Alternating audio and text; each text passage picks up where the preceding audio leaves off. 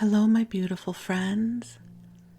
I am Bleadon-Maffei with Illuminating Souls, welcoming you to this episode of Sleepy Bedtime Blessings, a podcast designed to help you rest, relax, and fall asleep, all while deepening in your connection with your beautiful team of angels who love you so.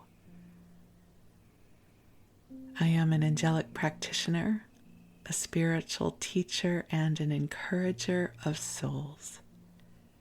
And I have the best job ever. I do one-on-one angel sessions, which are wonderful. I offer soul mentoring that allows for ongoing support as you move through a time of transformation or growth. And I also offer a variety of classes designed to inspire your spirit. And I offer a new class every 6 weeks or so. I like to mix it up. My classes are typically small in size, anywhere between 4 to 10 people.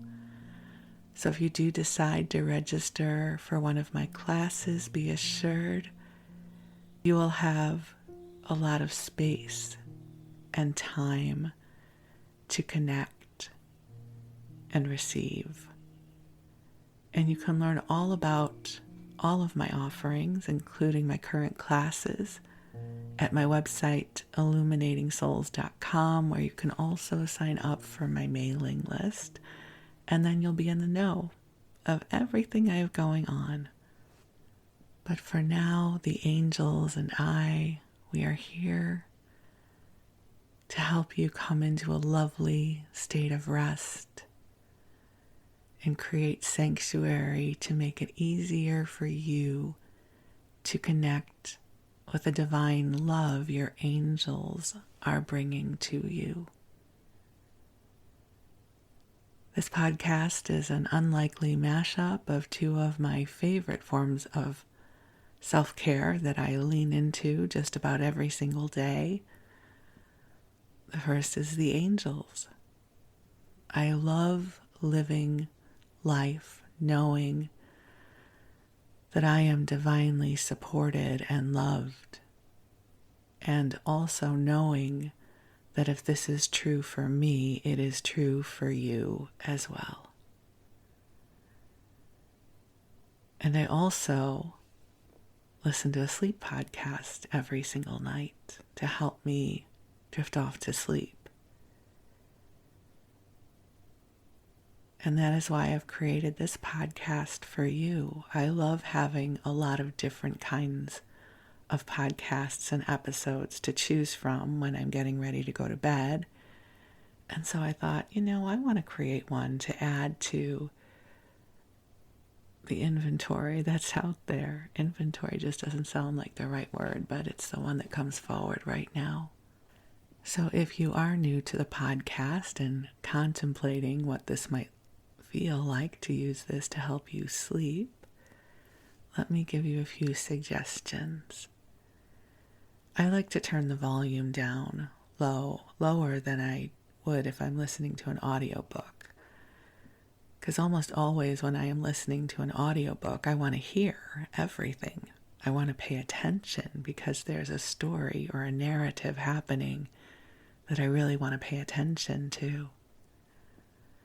A sleep podcast is really intended to be something you can sort of tune into and then just let it go in the background.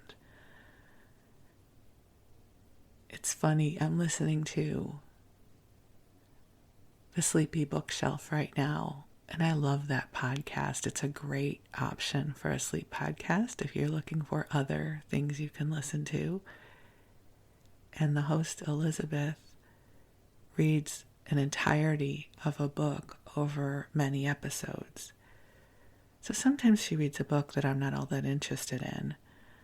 Other times I'm enchanted and I'm grateful to listen to the book. She's read Jane Eyre, Pride and Prejudice, Little Women, Anne of Green Gables, which if you listen to this podcast, you know how much I love that book. And right now she's reading Enchanted April. I think that's what it's called.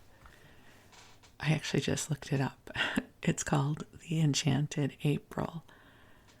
I knew that it was a movie a while back, which I hadn't seen. And so I've never read the book, and I'm listening to it for the first time. It's a lovely book, and I typically don't make it further than about 10 or 15 minutes in before I go to sleep. And so I've been listening to episode 5. I think I'm on my 5th listen to it. And I just keep forwarding to the part that I remember, and then I pick up there. It really is just a very sweet way to drift off to sleep. And so I'm hoping that this podcast will be that for you as well. And I'll also say, many of you have shared with me that you love listening during the day because you enjoy my stories and connecting with the angels. And so whether you are a daytime or nighttime listener, whether you're listening to go to sleep or you're listening because you are allowing me the great privilege of keeping you company, I am grateful you are here. You, my friend, are a blessing in this world. And the world is better because of you. So let's circle back to this concept of divine love that I started talking about a few minutes ago. Because I feel like we all need this reminder. I certainly do, and this is the work that I have devoted my life to. I don't always remember that divine love and the angels are available to me.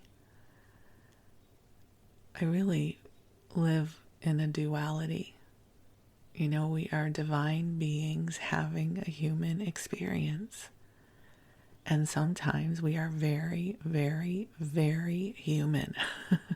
And that is all I can orient to on some days. I am confused or I'm overwhelmed. And I forget that I can ask the angels for help. Listen, intellectually I know that I can ask for help. But sometimes when I'm in the middle of it, I forget I can outsource. Like, hey, angels, can you help me with this? And so this concept of divine love and divine support, it is always available to us. We just don't always remember we can tune into it. And I just have to insert a little listening note here. I am recording this in the early morning and the birds are singing. Not my personal birds, the birds that live out in our neighborhood and our trees. So if you hear bird song, it is because it is here. A lovely messenger for us. So when I'm in it, when I'm in the weeds of being a human being, being Earth Girl, Laurel, I often don't remember to call in the angels for help. It is a good thing I do this work, though, because most weekdays I'm doing either an angel session or teaching or writing or some form of interaction with the angels, and they bring me back to center. So one of the ways to contemplate it is, and this is a metaphor that I don't know will stand the test of time, but it will, I think, for all of us listening. If you're listening to this, you likely grew up listening to the radio, right? I don't know how many of you remember when we had 5 presets on the car and you got to decide which radio stations were going to be on your presets in your car, so you could just push the button and listen to the next station. You know, now with Spotify and everything else, we get to set up our own. I say we get to set up our own playlists. I don't really do that. I am old school still. I now have shifted to listening to audiobooks in the car, but I digress. Back to this metaphor of radio stations. So back in the day, and they still are playing, but a radio station is broadcasting whether you listen to it or not. So there were many different radio stations, and still are radio stations, that I do not listen to. That does not mean that they don't exist or aren't broadcasting. And to listen to it, you just have to tune into it. And that's the metaphor that I love to use for divine wisdom, guidance, love, and the angels. It's always there. We just have to tune or dial so that we can receive it. One of the best ways I know to do this is to use the imagination, because the imagination and the place where divine guidance come in overlap a little bit, not completely, but because there's enough of an overlap, we can often use the imagination to jumpstart our way into divine guidance. And it's to imagine the most loving, supportive, compassionate, light-filled presence and voice you can imagine. That is filled with love for you. And when you begin imagining, reaching, attuning to that presence, it makes it so much easier for your angels to connect with you. And you can also ask the angels for help. Just so you know, this will not be the only time in the history of this podcast I remind you of this, because we have a tendency to forget. I do for sure, and I work with the angels all the time.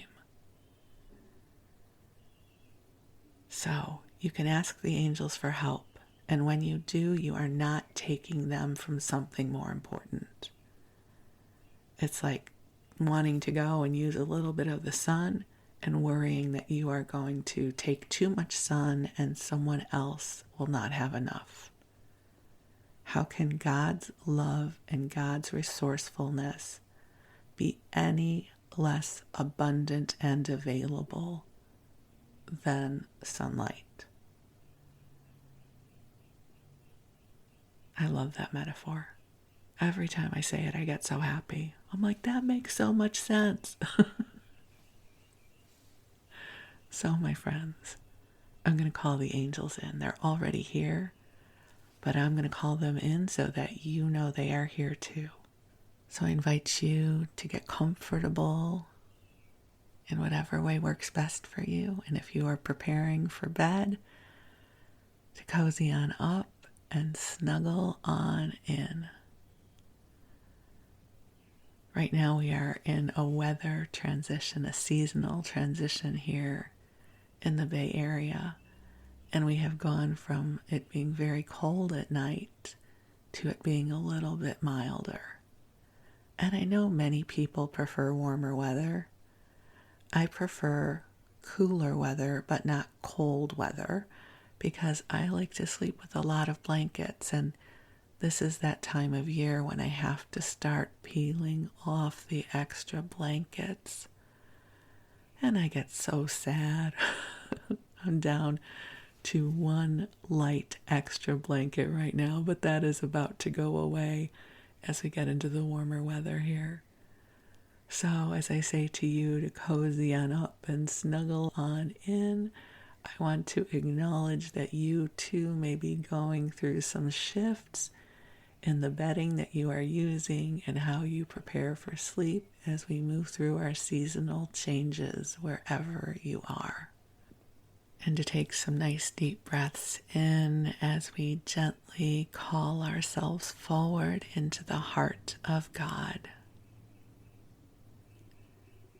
And beautiful angels on high, I invite you to join us here, and I welcome your presence as we open to the divine love that is streaming to each of our beloveds listening now.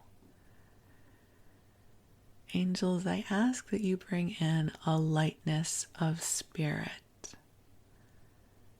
that you help lift and clear from us anything that is feeling like a burden,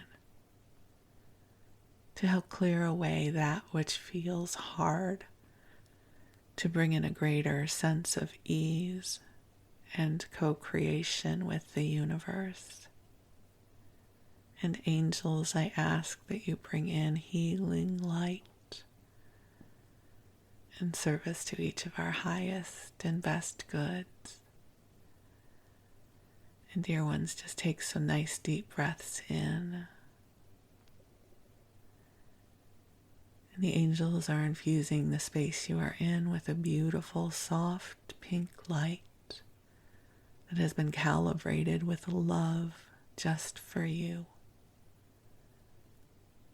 And this light can easily and gracefully expand to all of those you love, whether they're in your household or far away. So you can ask the angels to send this light to those in your heart. And just breathe. And if you have any prayers or intentions or requests that you would like to share with the angels, I invite you to bring them into your heart and share them in consciousness. And your angels are here and they are listening.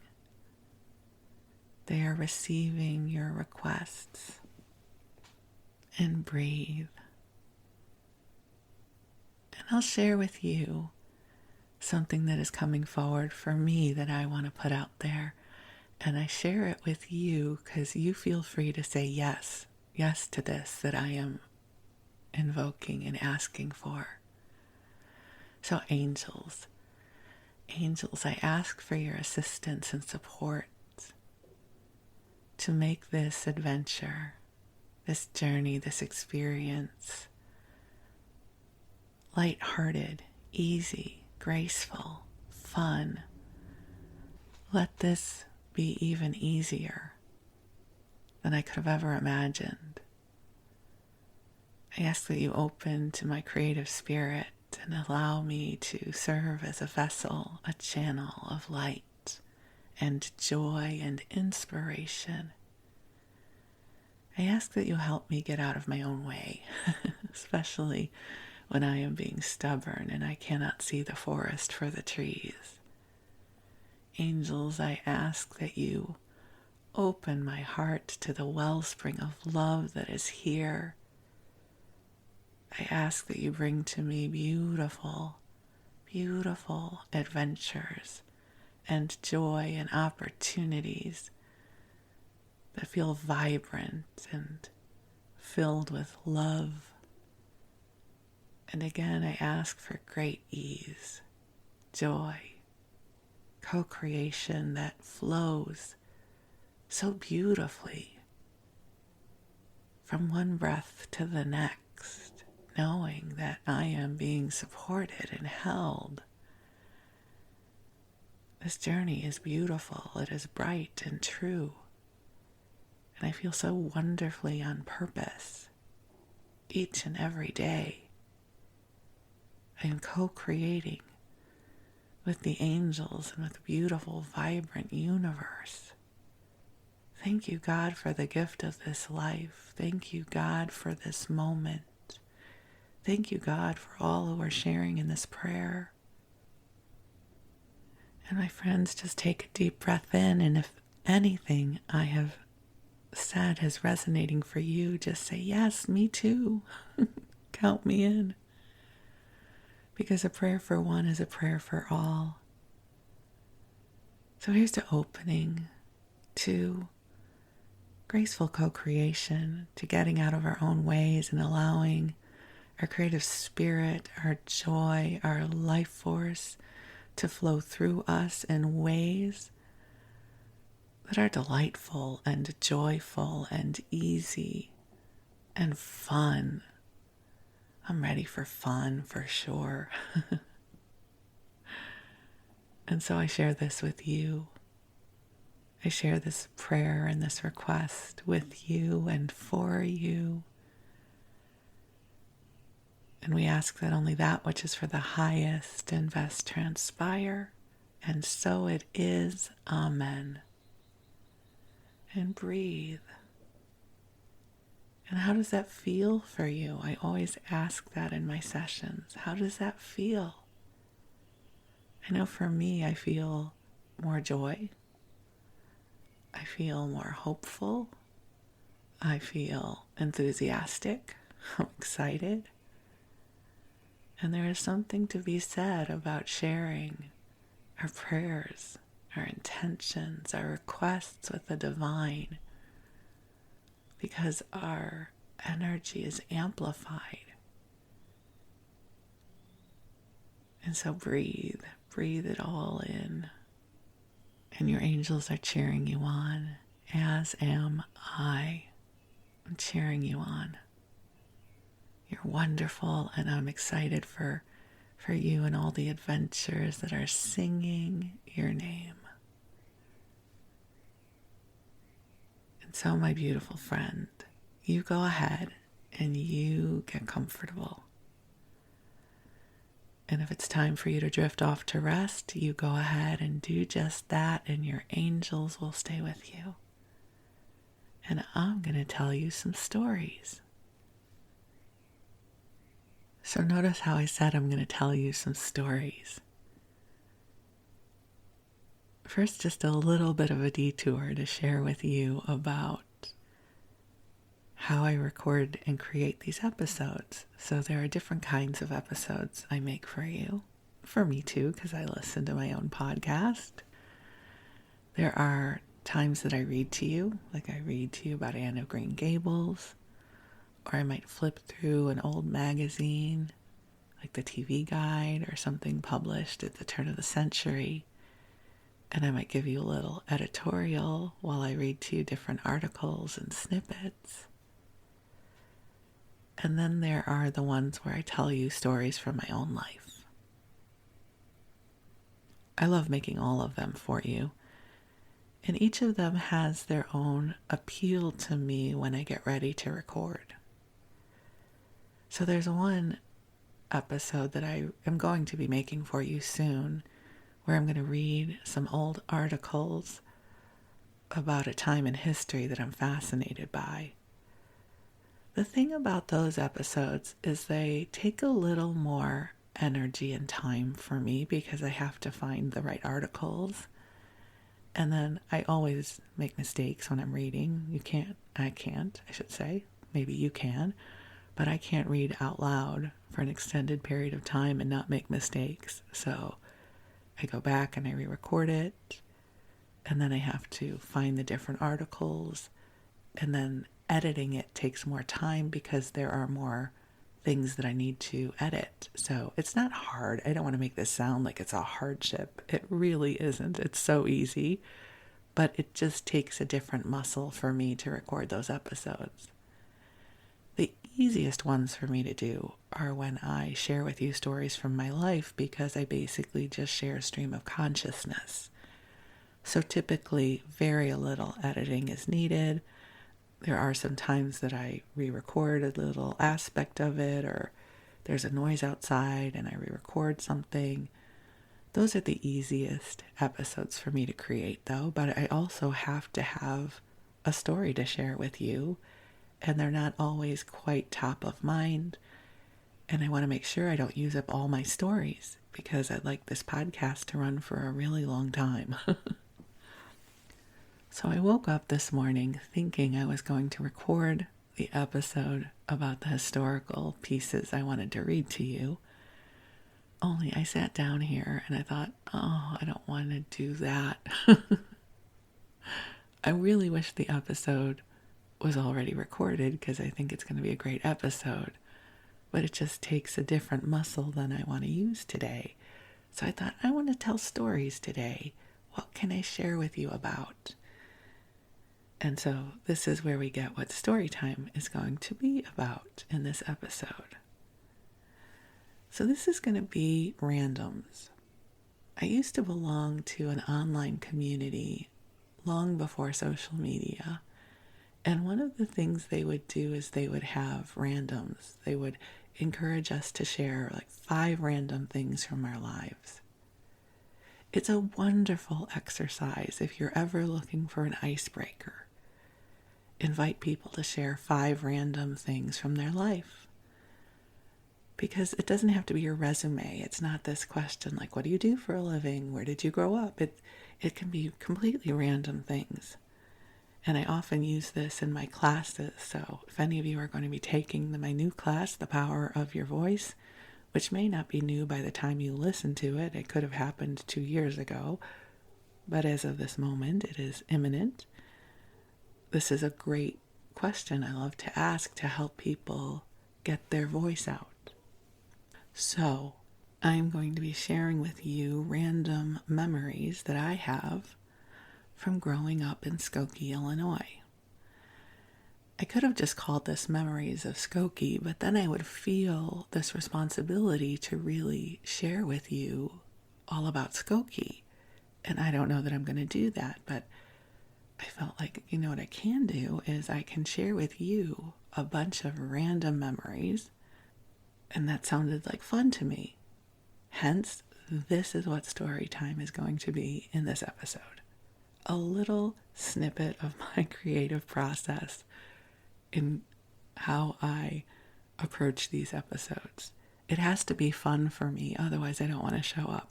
And that's basically my rule for life.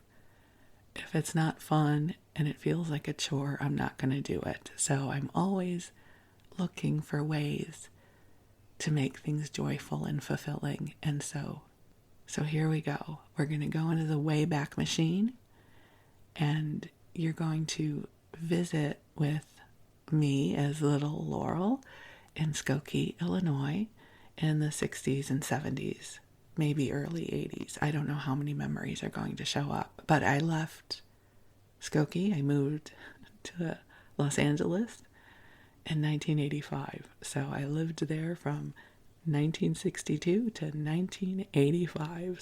So that will be the pool of random memories that I will be selecting from.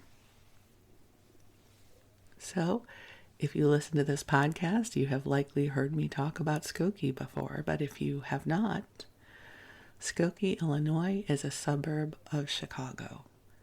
And Skokie, it was very safe when I grew up there.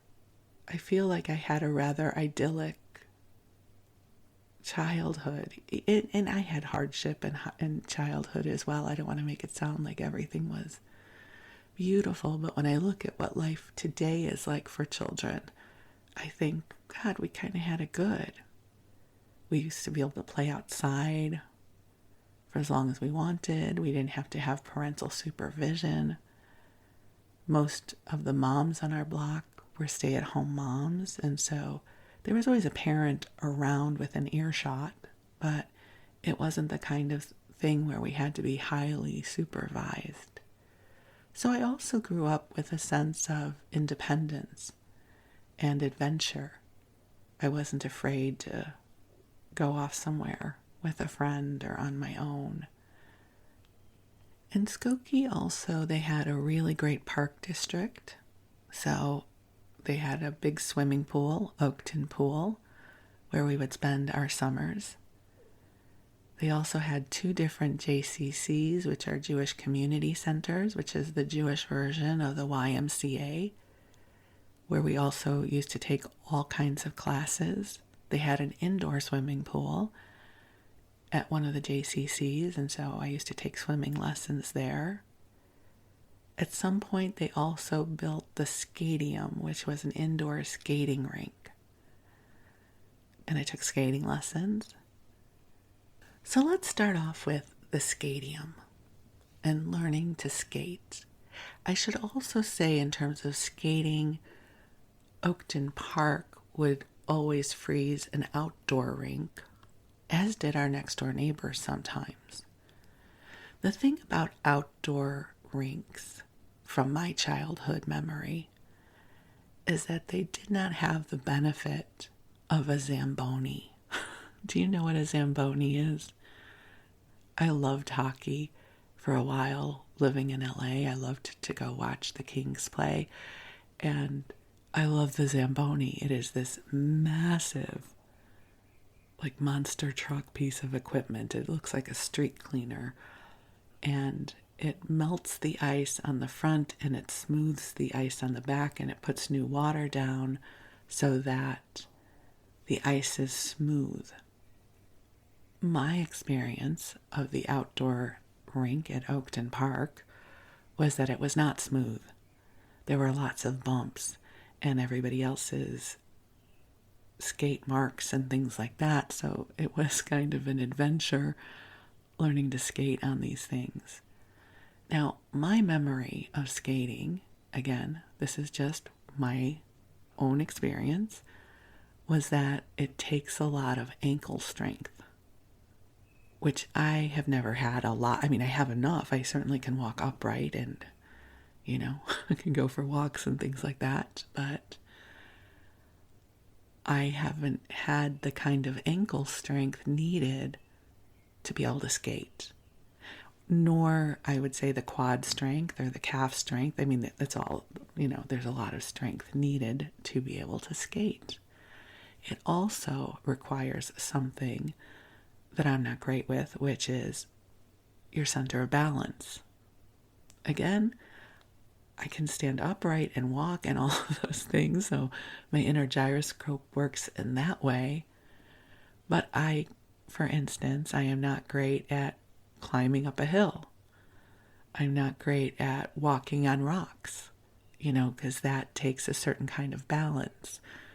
My husband has the balance of a mountain goat. Me, not so much. Just as a little aside, there's this little stretch of a waterway in Berkeley where there's a walking path and benches, and then there's rocks leading down to this very narrow strip of beach. And when I would go there, all these people and their dogs and kids are walking down the rocks to get to the beach. I tried. I could not do it. I thought, this is going to be bad. Someone's going to have to rescue me. So I just share that with you because the way I relate inside of my body in terms of my center of gravity, it was not easy for me to learn to skate. Now here's the thing. I grew up watching the Olympics. My mom loved figure skating, so anytime ABC's Wide World of Sports was on and there was figure skating, we were watching. Right? I grew up in the age of Peggy Fleming. And the thing about figure skating, the ideal and the essence of it, to make it look effortless. And this was the thing that always perplexed me about athletic ability. They have a body, I have a body. I should be able to skate, right? When you just see people effortlessly, I realize it's work. I'm just saying, in a child's mind, they effortlessly glide across this ice and they twirl and they jump. I should be able to do that, right? So I got signed up for skating lessons. I had my own skates, white skates with white laces and the skate guards and all of that. And I would go to the stadium for my skating lessons. They were group lessons. And I never found ease in skating. The thing that I could do is I could skate backwards. I don't know the aerodynamics of it, but it was easier for me to push off and skate backwards than it was to skate forwards. It took a different muscle. I don't know. Maybe it's like why it's easier for me to do the backstroke swimming than it is to do the front stroke. I'm not going to try and figure it out. I'm just saying that's how it was for me. The thing that was really, really hard was if we ever had to skate around the entire rink, because that took a lot of effort to get all the way around the rink. But the thing is if I only got part of the way around the rink and I wanted to leave the rink, I either had to go around the whole perimeter of the rink, which I often opted for because I could hold on to the side because I was not a good skater, or I had to take my chances and skate across the center of the rink to get to the other side, and Lord knows I could fall.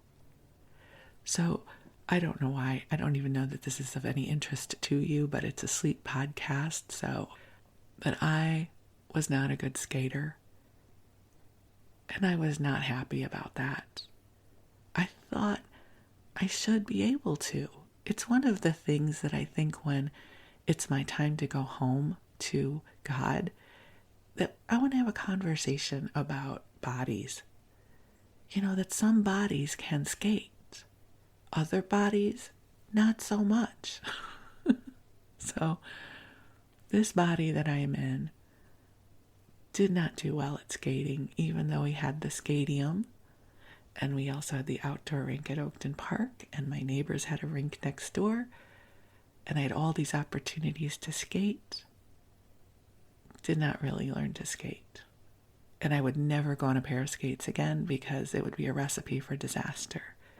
So this is my first random that I share with you about Skokie and growing up there, which is about my endeavors as a child to learn to skate, only to find out not so good at that. Certainly not a natural. I could even have had many more lessons than I had, still wouldn't be good at it. So now when I see people figure skating, I'm like, wow, what an athlete. That's really hard. But this also leads me to another childhood memory. And the theme that bridges these two memories has to do with me not understanding my body and why my body was not the same as other bodies. And this memory has to do with watching Bozo's Circus. Now, I don't know if Bozo's Circus existed across the country in the U.S. here, so that other people grew up with the local production of Bozo's Circus. But Bozo's Circus in Chicago was the show in childhood. It aired on WGN Channel 9 at 12 noon every day, Monday through Friday. They had a live audience of children and their parents, and you had to wait like 10 years to get a ticket. I mean, it was rare that you knew someone who got to go to a taping of Bozo's Circus. It was taped live, I think. What do I know? I'm a kid. I seem to recall it was live. Maybe it was recorded. I don't know. It was the 60s. And so the announcer would come on, Bozo's Circus is on the air. And then it would play this circus music. And Bozo would come out. He was a clown with big red hair and giant feet and a red nose. And there were also other clowns like Cookie the Clown. So first let me share with you about why I'm relating this to the Skadium story, which is back in the 60s and maybe early 70s, acrobats were a big thing. Ed Sullivan had acrobats. Bozo's Circus had acrobats. Quite often on Bozo's Circus, they would have child acrobats, and I seem to recall many of them were from China. I don't know why I remember that, but that's my memory of it. And so these little girls would come out, probably around my age, and they would be able to do things like these back bends off of platforms to sip water from a straw. This is what I remember. They would be on this platform And they would start doing this back bend, and then they would reach their neck down, and there would be a straw and a glass of water, and they would drink the water in a back bend off a platform. Now, listen, for a 5 or 6 year old girl, this is a life goal, right? This is a life's goal.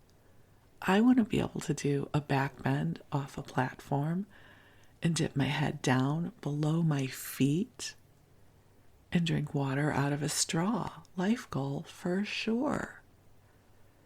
However, as a child, I did not know that these girls had been training their entire lives for this moment.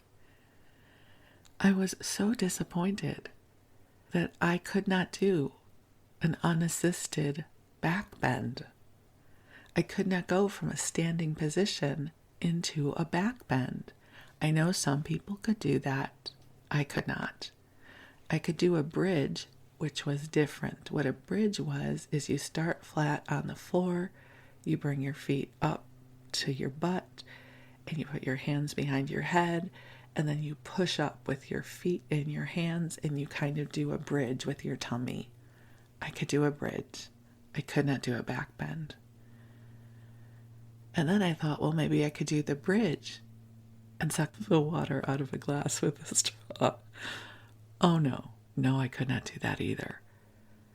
So I was very confused about why my body did not bend the way these girls' bodies did. They also did other things, but the thing that I really remember is the straw trick, because I was fascinated by that. I was like, how cool is that? I could just drink water out of a straw in a back bend. I was enchanted by these girls. So every time the acrobats were on, I was riveted. And then I would try and do whatever they had just done, and of course I could not. I'd already shared with you about when I was trying to teach myself to do a headstand as a little girl. That was the extent of my achievement. I finally learned how to do a headstand, and that was my big trick. I could do a headstand and stay in a headstand for quite a long time without assistance or without a wall behind me. But that was really the extent of my acrobatic prowess. So between the skadium and not being able to skate, and the Chinese acrobats and not being able to drink out of a back bend, I was pretty disillusioned with what I was able to do in my body as Laurel. So a moment of silence for that. I don't know if any of you had those experiences. Oh, wait, I need to share with you the other thing that disappointed me about my physical ability. I was going to say agility, but I have none. So there you go. Horseback riding. How many of you as a child thought, especially if you did not grow up around horses, that once you got on horseback, you would just know how to ride? Right? I watched all of these. I don't know that we watched Westerns, but there was lots of evidence of people know how to ride horses on my television screen. Plus all the books I read as a kid about girls and their horses. And I loved horses, even though I hadn't really met any of them because I lived in the suburbs. But I just knew that when I got onto horseback, I would ride a horse because that's what you do. Not at all understanding that it is a skill set, once again, that I would not embody. So there was a stable in Skokie, it might have been in Glenview, called Harm's Wood Stable, I think. And so my mom and dad finally signed me up for horseback riding lessons. So it's an indoor, for the most part, indoor ring, I guess. And there's all these rules about horseback riding. You can ride English, which doesn't have the horn, or Western that does have the horn. And if you are a horseman or horsewoman, if you're a horseback rider, Please forgive me. This is my memory of being an 8 or 9-year-old, 10-year-old girl learning to horseback ride.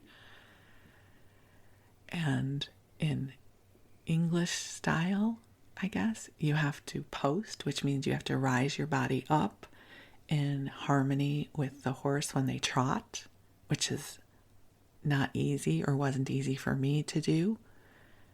And I found, much to my dismay, I had no inherent grace when it came to horseback riding. Oh my God, I was disappointed because I had had many daydreams and fantasies about riding my horse across the open range, which did not exist in Skokie. I wouldn't even need a saddle. We would just know each other. We would know what each other wanted and needed. And I would be able to ride unhindered, uninhibited across the Great Plains with my best friend, my horse, only to discover that that is not how it works, at least for me growing up in Skokie. First off, I never, ever mastered the art of getting up on the horse on my own, unassisted. I always needed someone to boost me up to get onto the horse. I didn't necessarily have the thigh strength to really learn how to work with a horse. And so that was another one of my disappointments of being in a physical body that did not work like other people's bodies. And I don't mean that to sound really sad. I think most people could not just get on a horse and ride. I just mean this disappointment that I somehow had this childlike sense of assuredness that if these people could skate around a rink, I could skate around a rink. If these acrobats can do a back bend and drink water out of a bendy straw, I can do that too. If these people can ride across the open plain and gallop and not fall off, I can too. Only to realize that this body had its own agenda. Like, these were skills that had to be learned. And not all bodies would be able to achieve these things. Because also, if we're talking about skating, acrobats, horseback riding, what do all three of these things require to get good at them? Hard work and dedication. Now, I don't know if we've talked about this before. I know we have, but those were never the things I liked. I didn't want to work hard. I just wanted to know to do things. I also had piano lessons. My mother was a beautiful pianist. We had a piano in our house, and she signed me up for piano lessons because I wanted to know how to play piano like my mother. Well, I don't know if you have any idea how much you have to practice and learn to become a pianist. So I took these piano lessons and I had to play scales and do stupid kid songs. And I needed to practice, which I never, ever did. I'm very stubborn, and I have always been stubborn. And my mom would say, you need to practice the piano. And I would give her some sort of horrible eye roll and go, I know, I'll do it later. And I never did. And I remember going to my piano lesson, this lovely woman somewhere in downtown Skokie, and she would get so frustrated with me. She'd be like, you haven't practiced, because I clearly had not made any progress from week to week. And I'd be like, I know. And at some point, I think she said to me and my mom, there's no point in bringing her for lessons if she's not going to practice. And so at some point that stopped. I also had a flute, and that was the instrument I had chosen to play in school because I was in band. Never practiced. Just barely got along. I'm sure I was a terrible flute player. Guitar, I had guitar lessons. because I wanted to learn to play guitar, never practiced. So there's a theme. I didn't even know this theme was going to come through in this session. I thought I was just going to do randoms about Skokie. But instead it has been randoms about the desires in childhood to be able to do things really well, only to realize that they required a lot of hard work, which I was not up for. And maybe I wasn't wired for. Listen, I think I could have probably had skating lessons for hours a day, and I would not have been good at it. I'm telling you, my center of gravity and my ankle, calf, thigh strength as a child was not well honed, and I don't know that I was ever going to be somebody who could skate very well. I mean, same thing as for an acrobat. There's no universe in which I have the body archetype to be a good acrobat. As for horseback riding, maybe I could have gotten good at it. But I really have never liked that time of not being good at something I want to be good at. Isn't that interesting? Abraham Hicks calls the time between the dream, the desire, and the realization of it the gap of creation. Like, I'll take time to learn things. If there's a computer program like Photoshop that I want to learn, I will learn it because I get very stubborn about knowing something. But especially those things that have had to do with my body, I'm not interested. I think just between you and me and the angels, I've always resisted having a body.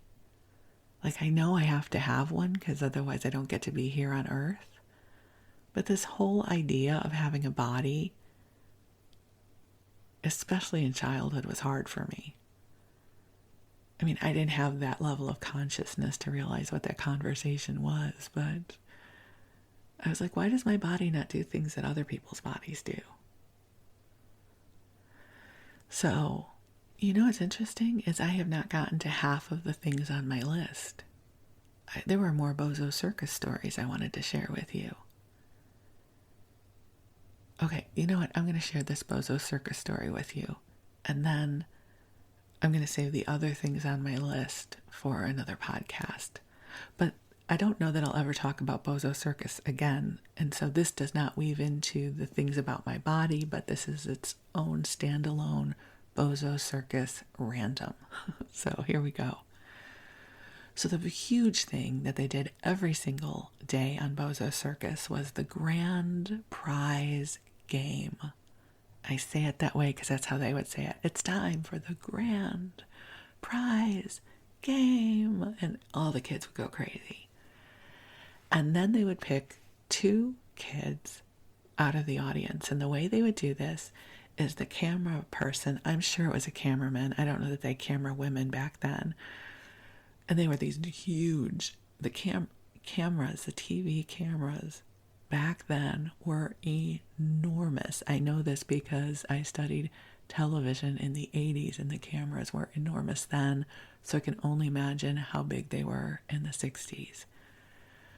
And they would jiggle it on its stand, and there would be these arrows projected onto the screen, and they would play this music, and then wherever the arrows would land, the way the camera was jiggling, whoever it landed on would get to play the game. They would pick 1 boy and 1 girl. So first off, to get tickets to go see Bozo Circus took like 10 years, or you needed to know someone. To get picked for the grand prize game was a childhood equivalent of a winning lottery ticket. Rarely happened, and I don't know that I ever knew anyone who got to play the grand prize game, but it was the pinnacle of achievement in childhood. And here's what the grand prize game was. They had 6 buckets. Each was a foot apart, and the buckets, I think what they looked like to me was, if you ever remember going to Baskin Robbins and they had those 5-gallon buckets, They were like the 5-gallon buckets from Baskin and Robbins, but they didn't have the ice cream residue on them. And they were a foot apart. So there was a straight line of these buckets. And then there was a ping pong ball. Or I think it was a ping pong ball. And the child had to get the ball in each bucket. And each time you got the ball in the bucket, you got a prize. And the prizes got better the further up the line you got. Sort of like the Hanukkah present theme. First night, you might get a really good present. Last night, we would get a really good present. Everything in between was kind of filler. So, I don't even remember what the prizes were, but, first bucket, maybe you get a gift certificate or a game. Cookie the Clown would come out holding up the game Operation or something like that. Second bucket, you'd get something else. And if you finally made it to bucket number 6, which rarely happened, you got a bicycle or something, some big prize. So we loved the grand prize game. And I know we did it at home. And I think other kids, moms probably did this too. I say moms because I don't know that dads were really involved in birthday party planning back then. But the thing was to go to Baskin Robbins, ask if you could have 6 of the empty buckets because, they didn't need them anymore. We weren't really into recycling back then, so they were probably happy just to give them away. You'd have to wash, of course, the ice cream residue off of them, and then we would set up the grand prize game. Now, this is going to be really cool, what I'm going to do next, because I'm going to weave this into a spiritual principle for you. Who knew? Bozo Circus, grand prize game, spiritual principle. I love to weave together spiritual principles for you. So, at the University of Santa Monica, because again, all roads lead back there at some point when I'm talking about spiritual principles, the first weekend, they set up a ring toss game. Kind of similar to the grand prize game that I have just shared with you about. There's one pole at the 3-foot mark, one at the 6-foot mark, and one at the 12-foot mark. And we would get 3 rings. The goal is to get to 12 points. That's all they told us. So we had to then discern what our strategy was going to be. Some people said, they had 4 rings. Yes. Oh, sorry. They had 4 rings because the goal was to get to 12 points. So some people decided just to take their 4 rings to put on the 3-foot pole. It was 3 feet away from them, and for most people, you can just lean over and put it onto the 3-foot pole.